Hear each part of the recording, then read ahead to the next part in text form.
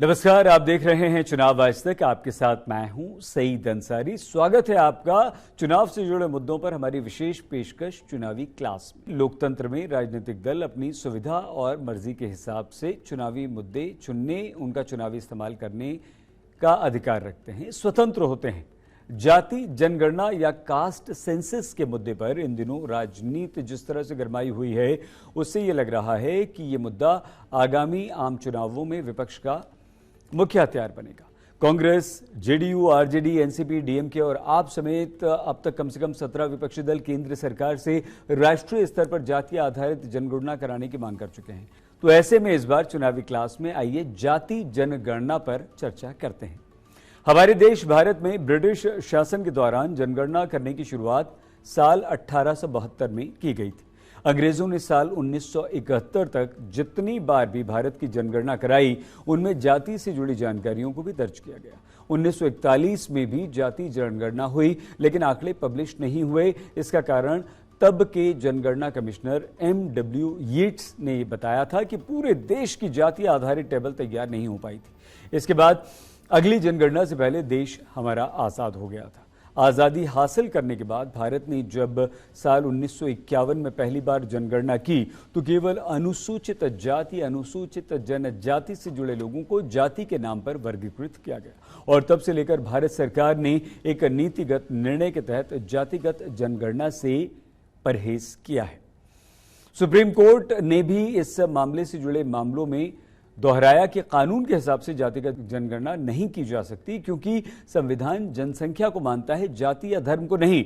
जनगणना का ये भी स्वरूप कमोबेश अभी तक चला आ रहा है। स्थिति तब बदली जब 1990 में मंडल कमीशन ने ओबीसी श्रेणी के लोगों को आरक्षण देने की सिफारिश की। चूंकि जातिगत जनगणना का मामला आरक्षण से जुड़ चुका था, इसलिए समय समय पर राजनीतिक दल इसकी मांग उठाने लगे।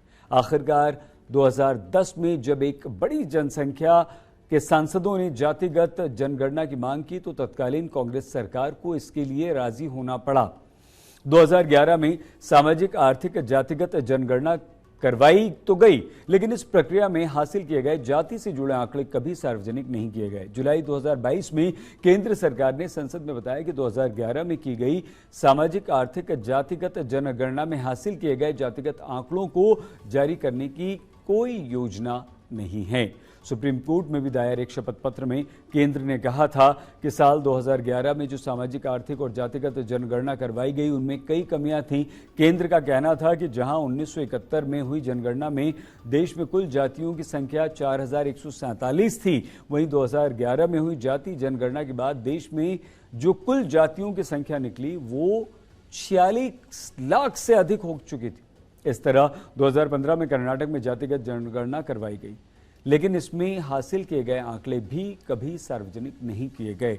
बिहार में इन दिनों ऐसी गणना का काम चल रहा है। अब प्रश्न ये है कि जातिगत जनगणना के लाभ क्या होंगे। इसके पक्ष में सबसे बड़ा तर्क यह दिया जाता है कि इस तरह की जनगणना करवाने से जो आंकड़े मिलेंगे, उन्हें आधार बनाकर सरकार की कल्याणकारी योजनाओं का लाभ समाज के उन तबकों तक पहुंचाया जा सकेगा जिन्हें इसकी सबसे ज्यादा जरूरत है।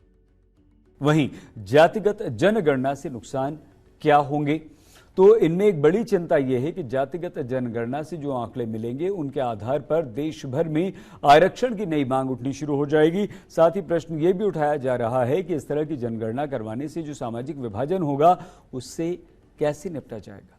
फिलहाल बीजेपी की चिंता यह है कि अगर जातिगत जनगणना के कारण हिंदू समाज और अधिक जातियों में बढ़ गया, तो इसका उससे बहुत नुकसान होगा। तो वहीं विपक्षी दलों के लिए राष्ट्रीय स्तर पर जातिगत जनगणना 2024 के लोकसभा चुनावों में महत्वपूर्ण चुनावी मुद्दा हो सकती है। इस मुद्दे पर विपक्षी दल राष्ट्रीय स्तर पर लामबंद भी हो सकते हैं।